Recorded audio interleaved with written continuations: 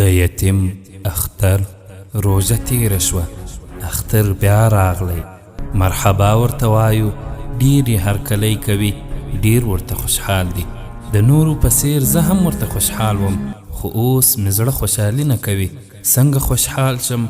څوک مې شته چاته ورشم، پر چا ناز وکړم، چاته ووایم چې ما ته جامې راوړه، چاته ووایم ما ته جامې جوړې کړه، او چاته ووایم چې بابا ما او تا ته جامې راوړي، چاته ووایم چې زما جامې ستا تر جامو ښکلې دي، چاته ووایم چې د اختر دې مبارک شه، د چا لاس ښکل کړم.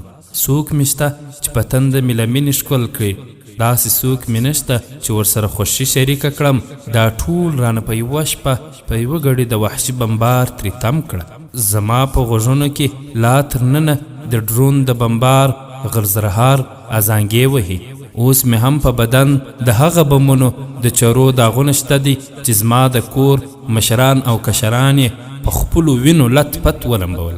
لا اوس مې هم د کورنۍ د شهیدانو د جنازو کټونه سترګو کې غړیږي چې د ویرجنې بېوسۍ په حالت کې به کله د شهیدانو د قطار بر سر ته ودرېدم او کله لر سر ته.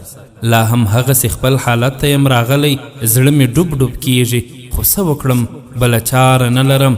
او زما اختر به هغه وخت اختر وي چې سرسترګي غازیان زما پوښتنه وکړي، ما ته د پلارجان په شان مینه راکړي، په خپله مهربانه غیږ کې مې ونیسي او راته ووایي د زړګي سره ته خفه کېږمه، راته ووایي د زړګي سره ته خفه کېږمه، په ټولو کې مو د شهیدانو انتقام اخیستی، ستا د ژوند صحت او تعلیم تربیت مو نیولی، سر له سبا به مدرسې ته ځې. مشرانو د خپلو بچو په څیر ستا او ستا په څیر د زرګونو یتیمانو لپاره په کمال حسن ترتیب جوړ کړی. ته خلاصه چې د عسکرو نه د پاتې یتیمانو پالنه به هم کوو، دا هیله او توقع هېڅکله له بل چا نه لرم، خو شیخ صاحب او مشران مو دا کولی شي. او هو دا اختر ته باید خوشحاله شم، دا زموږ د خوشحالۍ ورځې دي، خو نه پوهیږم چې هغه خلک په خپل ضمیر او وجدان ته څه ځواب ورکوي، کومو چې زموږ وینې او هډونه سرو کفارو ته په سوغات کې ورکړل. ځان به هم مسلمان بولي او هم افغان. نن زه یوازې یم، شیبې شمارم، غازیان ترونه او ورونه به مې ضرور راشي، په سر به د شفقت لاس را تیر کړي، د اختر په ټولو خوشحالیو کې به مې شریک کړي.